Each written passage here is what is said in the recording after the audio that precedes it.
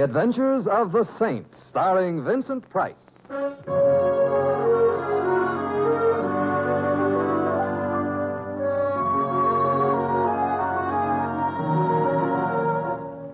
The Saint, based on characters created by Leslie Charteris and known to millions from books, magazines, and motion pictures. The Robin Hood of modern crime now comes transcribed to radio, starring Hollywood's brilliant and talented actor Vincent Price as the Saint. Just a moment. Yes? Are you Simon Templar? The man they call the Saint? Yes, I am. Who am I? Oh, what do I get if I come up with the correct answer? Let me in and I'll show you. Well, you're in. If you're carrying your laundry in that little black bag, Jack Benny is... I said I'll show you. There. Oh, laundry never looked like this. Don't touch. Just look. It's almost all big bills. The whole bag full of big bills. What did you do, sell your car to Honest John? That's what I want you to tell me. You mean you don't know how you got all this money? I don't know anything. That goes for who I am, where I came from, where I'm going. I see. An hour ago, I woke up in a taxi, and we're driving through the park. I got a bump on the head the size of an ostrich egg and this bag full of sugar beside me. When I wake up from a bump on the head, I'm lucky if I find an aspirin beside me. I got no wallet, no papers, no keys, not even a matchbook. My pockets are empty, and so's my head. I remember nothing. And the cab driver? Oh, he's waiting for me downstairs. Says he picked me up on a midtown street. Says I gave him a 10-spot to drive me through the park while I took a nap. So for $1,000 from this joy-jammed bag, Saint, who am I? My friend, I'm afraid you have amnesia. You'd better tear some doctor away from his cigarette test and have yourself looked at. You're nuts. You go to a doctor with a knock on your noggin, the doctor calls the cops come calling, and write your own finish. You don't like cops? With a hat like I'm wearing, I'm not even positive I hate spinach. It isn't what I might think of cops that's important, Saint. It's what they might think of me. You mean the money? I mean exactly nothing else. Anybody carrying this kind of dough these days has either been stealing from a bank or holding on to the government.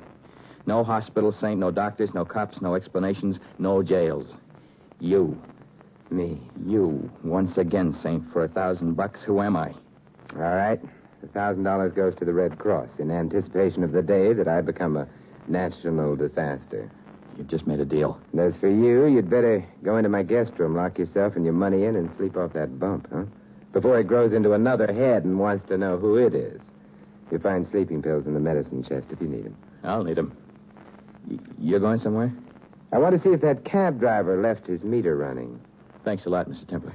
You're very welcome, Mr. I can't help you there. For the time being, I'll just call you Mr. Sugar.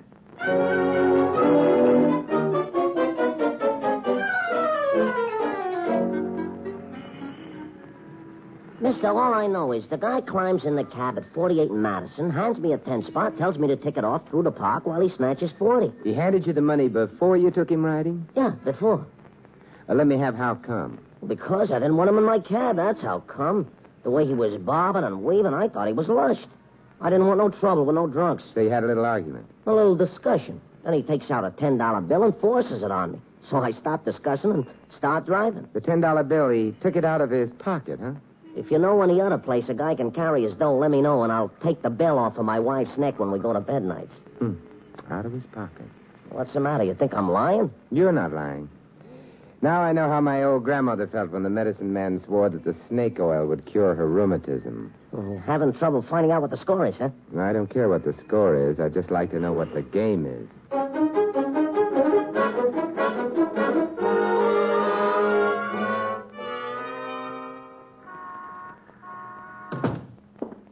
Well, here he is at long last, Basil. Yeah, and I'm very glad, Cecil. Oh, so glad. You were waiting for me? Yeah, we seen you chatting with the cab pusher outside, Saint. We didn't want to interrupt. So we come here into the hall. To await you. We want to have a chat, too. With you, Saint. With you? Oh, please, now, one head at a time. Now, what should we chat about? A man. Which man? The man we've been shagging. Shagging? He means following. The guy's in your apartment now. When we phone the boss and tell him, the boss has a reaction. Right while he's talking to us. I can understand it. I feel a little sick myself. The boss says we should collar you and ask you politely. No, Basil. He said first ask him politely. Oh, thank you, Cecil. So we are asking, Saint. Politely? So why don't you politely tell us? Look, if you boys are auditioning a new television act, Radio City went that away. We almost do a lot of politely, Saint. We hardly got one good manner left. So what goes with the man in your apartment, Saint? The boss says he wants to know. The boss says he gotta know. The boss says he don't want that old trouble with the law should start up again. Basil, you're talking too much. I apologize. And Sis. Saint, you are not talking enough. Now, politely, for the final time, the man with the black bag, what's he up to? Yeah, and what's he carrying in a bag? Mustache wax. Mustache wax? Yes, a new kind of mustache wax, homogenized. He dropped in to give me a free home demonstration. No, don't give us none of that. You ain't even got a mustache. Well, he said he didn't mind waiting. Oh, there. Basil, shall you hold him while I hit him, or shall I hold him while you hit him? No, you make the choice. No, Basil, I insist. Cecily, you're high. I couldn't bear to see such a beautiful friendship broken up.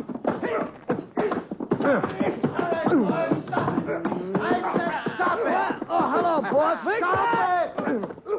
Stop! Hell here! Well, hello, boss. Hello, Saint. Hey, you're just in time to accept my thank you. You thanking me? Yeah, for making me a member of the Thug of the Month Club. To think of all the money I've been wasting on gymnasiums. From where I sat, it didn't look wasted. Go on, beat it, boys. I'll talk to you later. Now, don't be sore, boss. We try to be polite, didn't we, Cecily? We ain't Jason. Yeah, beat it. Yeah. You know me, Templar? Not as well as I would if I bet on horse races. Frank O'Connor, you're a bookmaker. Well, you don't know me at all, Saint. I'm not a bookmaker. I'm the bookmaker. Bully for you. We'll get right to the heart of the thing, eh? How much? I've got nothing for sale. Try Macy's. Let's be a little realistic, Templar. The way you live, the way you dress, you got that dollar look. All that you got to do is tell me in 50 words or less what I want to know about your guest inside, and the big cash prize is yours. What's he up to? He doesn't know either, he says. Oh, come on, fella. Give a little. Do I have to start mentioning amounts? You can mention any amounts you want. I've nothing to sell you, O'Connor. All right, okay, if that's the way you want to play the hand. But you won't hold out long. I've found that people and racehorses have one important thing in common. They both have a price. And then why bother me with your impossible questions? Go make a deal with Citation. Now, the deal will be with you, Saint. And if my money won't make the record spin, the boys have a way all their own. Yes, the boys. It's too bad they weren't able to stick around and play a little longer, but I guess the zoo was getting anxious. Oh, you'll be seeing them again. Soon. And, Saint, maybe you better start getting anxious.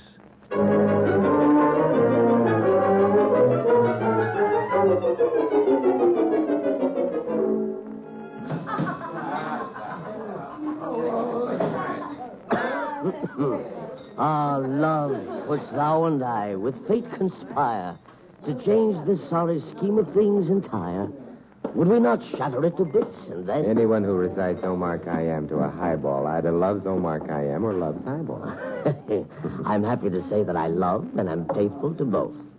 And what brings the great saint, the scourge of the wicked, the nemesis of evil, to this humble drinking place? I have a brain to pick with you, Murphy. Whose brain? Your brain. You've made a wise choice. Do we haggle about price, or is it the usual? The price is what it always is. Splendid. I will accept payment now. Hey, bartender. Yeah? A bottle of bourbon for my friend. One that is stamped for services rendered. Coming right up. Here you are. Yeah, thank you. And now, render friend. At your service, friend. Now, which branch of my fabulous brain have you purchased? Memory branch, Mice and Men Division, Department of Thugs and Bookmakers. The file on Frank O'Connor. Frank O'Connor, born in Boston in 1912. Father was... Yeah, which brings us up to recent years and an old trouble with the law that he doesn't want should start up again, to quote a thug named Basil. The case of the missing paint man, Payne. Huh? Let's have that in waltz time. George Payne, Payne's Paints. He liked to play the horses. He didn't like to pay the bookmaker. He didn't mind making promises, though. When was this? A couple of years ago. He owed O'Connor what could easily have been the annual budget of a small Latin American republic. How did it all come out? He disappeared. Disappeared? Like the buttons on a shirt in a 10-cent laundry. It created quite a splash. How come I didn't... You were in Las Vegas at the time.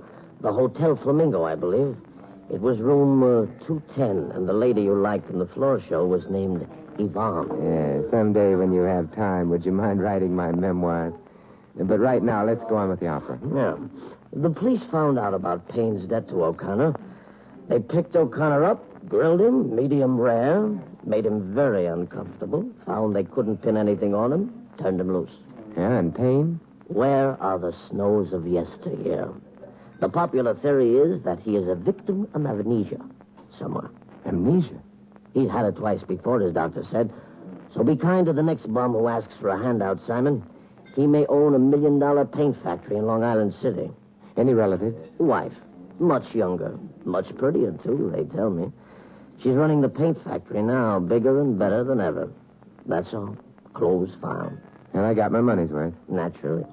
I do have a remarkable brain, don't I? Fabulous. Anytime, Mr. Templar, anytime. I am here at my office every day.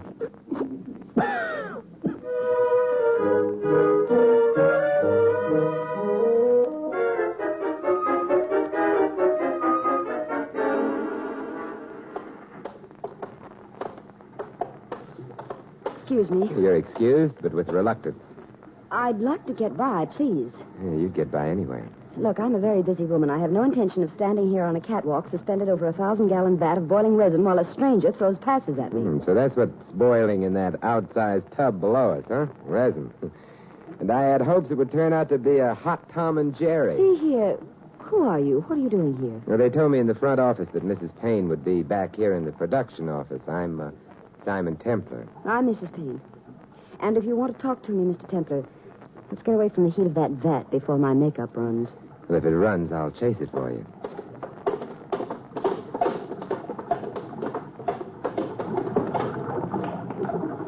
Come into my office. Oh, thank you. Miss Payne, I'm here to talk to you about your husband. My husband? You know something about George. You know where he is. Well, let's just say I know where a man with amnesia is. At least he says he has amnesia. He says... I'm afraid I don't understand. Well, frankly, neither do I yet. Then what makes you think you... Well, a bookmaker named Frank O'Connor. O'Connor? Yeah, and two patrons of the arts named Basil and Cecil who work for him. I'm afraid I don't follow you. In the course of a dull conversation, Basil let it slip that their interest in my man with the paralyzed memory is a continuation of their one-time interest in your husband. So you think that the man with amnesia and my husband are one and the same? It's the theory that I'm working on. Oh, if only it turns out to be more than a theory. Mr. Templar, when can I meet this man? Don't get your hat. No? All right. Only... Now, look, if you're worried about that resin you have cooking, couldn't you get some obliging neighbor to turn it off when it's done? My only obliging neighbor is the foreman at this plant. I can leave as soon as he comes back. Fine. Here's my card. Thank you. Oh, if only I could have George back again. Mr. Templar, if the man with the bump on his head does turn out to be my husband, I shall be eternally in your debt. That idea has some fascinating connotations.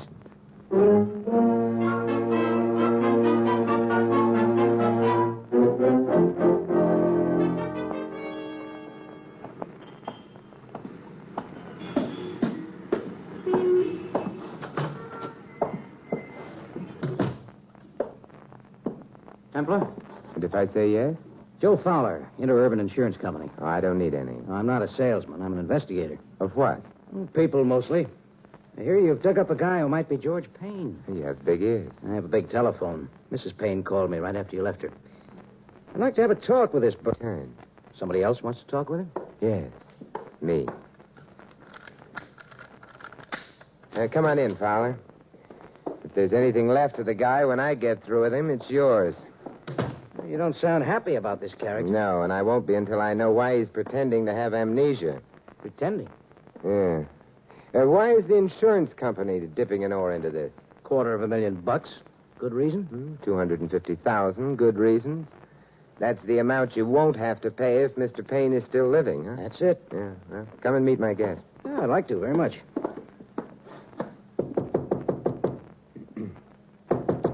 Mr. Sugar. He didn't lock. Templar. Look, hanging from the... Oh. Oh, he committed suicide. Yeah, it looks that way. It was supposed to look that way. But if he could talk, I think he'd tell us he'd been murdered.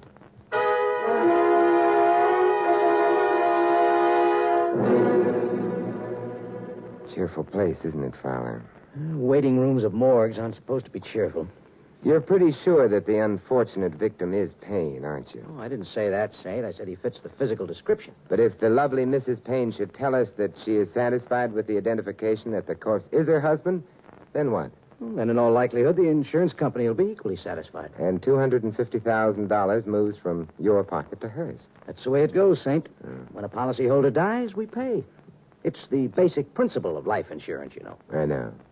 But in this particular instance, a few things strike me as being a little too basic. What do you mean? And I can answer that partially as of now, but I prefer to answer it entirely as of later. You still think Payne was murdered, Saint? Thoroughly. Guesswork? Mathematics. The well-worn problem of 2 added to 2 and equaling 4, only in this case it was 10 and 10 equaling 20. 20 what? Sleeping pills. Sleeping pills? 20 sleeping pills, each one guaranteed by the manufacturer to make you dream of Hedy Lamarr. They're in my medicine chest. Oh, today I'm stupid. The late lamented knew I had dream pills in my medicine chest. He even said he thought he would need one. So he took one, and it didn't work. And he lay awake with a bump in the head and a skull full of amnesia, and being mentally upset, he became depressed, and he got out of bed and hung himself. Fowler, have you ever hung yourself? Huh? It's a difficult thing to do. And it's a dreary way to die. Painful, too. You can swing and sway in agony for as much as 5 minutes before you pronounce yourself dead. Oh, but people have been known to do it, Saint. Not people who have 20 sleeping pills available. See what you mean. If he'd wanted to kill himself, he'd have gone after the pills instead of the cords. Say, you are a detective. Yeah, but why was he murdered? Well, some people call it the root of all evil. You and I simply refer to it as money. This is where I get off. If he was knocked off for anything, it was certainly not for money. Or didn't you notice that little black bag was still with him? If the killer had taken the little black bag with its little green contents, the suicide he hoped to make everyone think it was would no longer look like suicide. There's a lot of sugar in that bag, Saint. And the killer could have so easily taken it. Cost him a lot of money to make this murder look like suicide. The way I'm thinking, it didn't cost him 1 red cent. What do you mean? Not 1 Chinese dime. Because that little black bag with its cargo of joy, every last penny of it will now go back to its lawful owner. Lawful owner? But who? The killer. I don't think I'll wait any longer for Mrs. Payne to come and identify the body. I have a sudden urge to talk to a certain bookmaker. You're going? You're not interested in knowing whether or not Mrs. Payne identifies the guy as her husband? Mr. Fowler, are you kidding?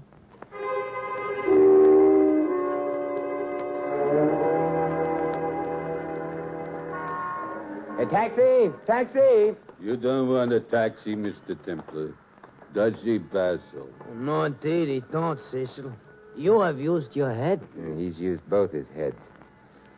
Is it recess time at the monkey house again, boys? He is funny. Is he, Basil? He is funny now, Cecil, but will he be funny later? No, he will not, Basil. It is not possible to be funny when you are sleeping on the riverbed in a pair of cement pajamas. I want you Knights of the Round Table to take me somewhere. Oh, we're going to take you somewhere, all right. Yeah, I want to see O'Connor. There are some questions I intend to make him answer. You are going to make him? Yeah. Basil, either this chap is screwy or somebody already beat his brains out. Come, Saint. The boss is awaiting in the car. Well, I hope he hasn't been awaiting too long. This way, Pigeon. And, Saint, we are just about on the verge of losing our politeness, are we not, Cecil? We indeed are. What my colleague means, Saint, is don't venture to try nothing.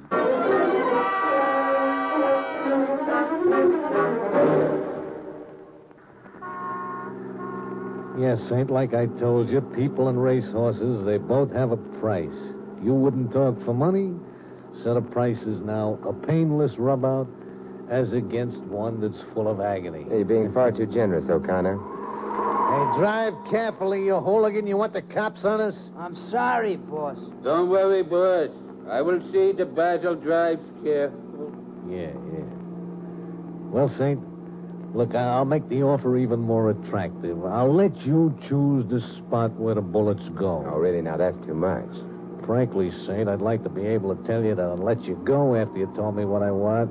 You know, maybe with just a couple of broken bones here and there, some little stuff. Yeah. But I can't do it. I can't let you continue alive. You're too smart. And unless you're running way off form, you've stirred up a fire I thought I put out 3 years ago. You did kill Payne the Paint Man 3 years ago, didn't you? Well, he owed me some pretty important money. The boys and I called on him to collect, and he said no. And the boys went into action. I'll stay with this. Yeah, these 2 apes of mine they made with a little too much action. See, I didn't want George Payne killed. Just wanted him scared into paying up. But Payne died, and the river bottom has been his home these last 3 years. Huh?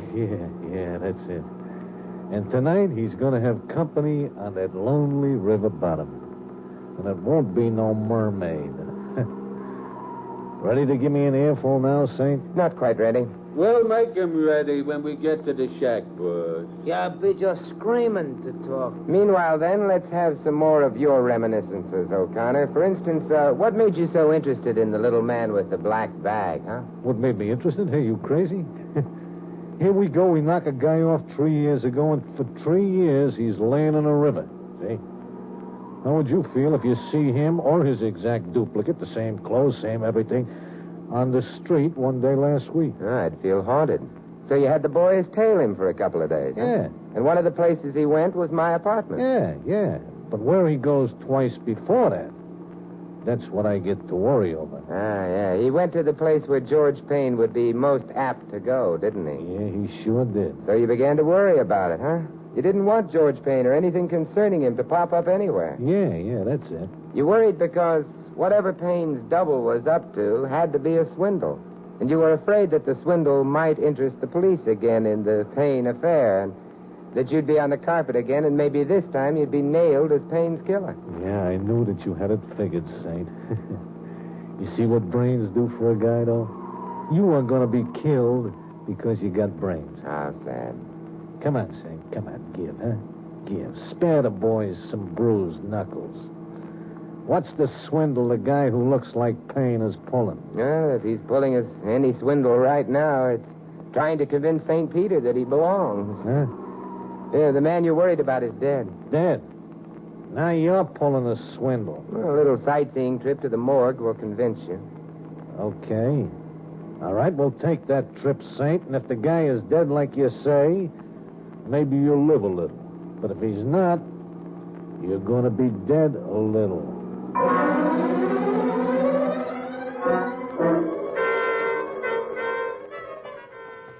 Well, I'm glad you're still here. I see everyone else is gone. Oh, I dread the thought of going home. After seeing my poor husband in the morgue, I thought maybe if I could work, I'd not think too much. And what do I do now? Applaud? Pardon? The performance, the speech you just gave. Mrs. Payne, frankly speaking, you're just about as bad an actress as you are a swindler. Why, how dare you? Look, are you going to climb down off that high dudgeon, or must I push you? Your little plot was a honey. It was so simple, it almost worked. Look here, I demand to know what... Such a simple swindle, almost stupid. We have a Mr. Payne who has been missing for 3 years. We have a Mrs. Payne who is dying to get her hot little hands on $250,000 worth of insurance money. You're insane. And finally, we have the highly fortuitous appearance of a man who looks so much like the missing Mr. Payne that even his bookie gives him a double take. Plot? Make a deal with the double. Have him fake amnesia. Tell him to call on the saint and ask the saint to find out who he is. I don't know what you're talking about. Give but the you're... man a prop, a bag of money, so that the man can say, I wouldn't be bothering you, Saint. I'd go to the police and ask them to find out who I am, except that this money I've got is probably illegal. So the saint puts his fabulous nose to the grindstone and sniffs out that the man is George Payne. And the man, of course, willingly allows himself to be murdered so that I can collect my husband's insurance. The man thought he would take over a paint factory. That's all he thought. He didn't know about insurance. So the man is then murdered. By me, of course. No. You and I were here together, remember? We were standing over that hot vat of resin at the time the man was murdered. Well, thank you at least for not accusing me of murder, Mr. Templar. I said you didn't actually commit the murder, but your colleague did.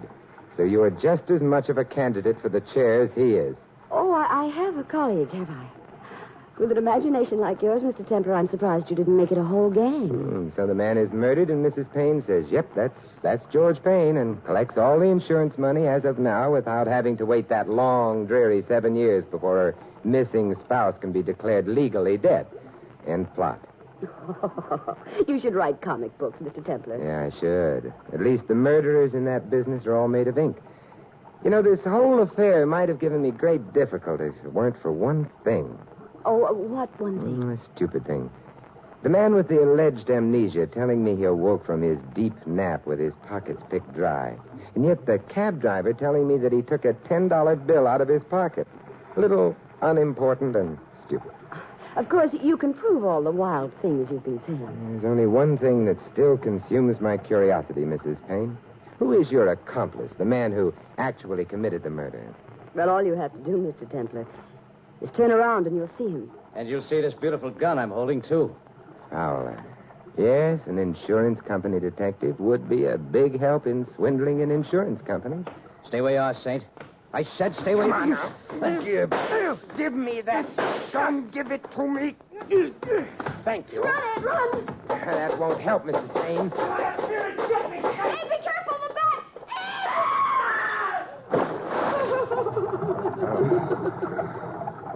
Someday, somebody is going to buy a can of your paint, Mrs. Payne, and wonder why there are buttons in it. Don't bother, Mrs. Payne. I've been called it before. What do you say we go drop in on some policemen, huh?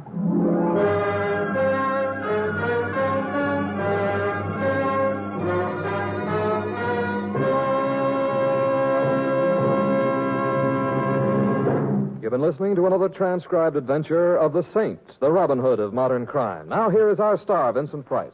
Ladies and gentlemen, in tonight's cast, you heard Joan Banks as Mrs. Payne and Sheldon Leonard as Frank.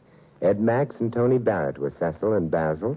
Sidney Miller was Murphy, Lamont Johnson, Mr. Sugar, and Jack Moyles Fowler. This is Vincent Price inviting you to join us again next week at this same time for another exciting adventure of the Saint. Good night.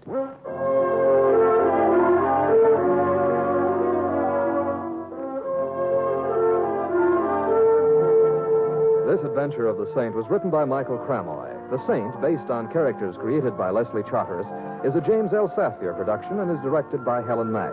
Vincent Price is soon to be seen co-starring with Michelin Prell and Errol Flynn in William Marshall's production of Bloodline. All you Saint fans will be glad to know the Saint comic books are available on all newsstands. 3 chimes mean good times on NBC. Next Sunday, you're invited to the Theater Guild on the Air's full hour-and-a-half production of Shakespeare's masterpiece, Hamlet. The pages of Hamlet come to life on Theater Guild next Sunday, March 4th on NBC.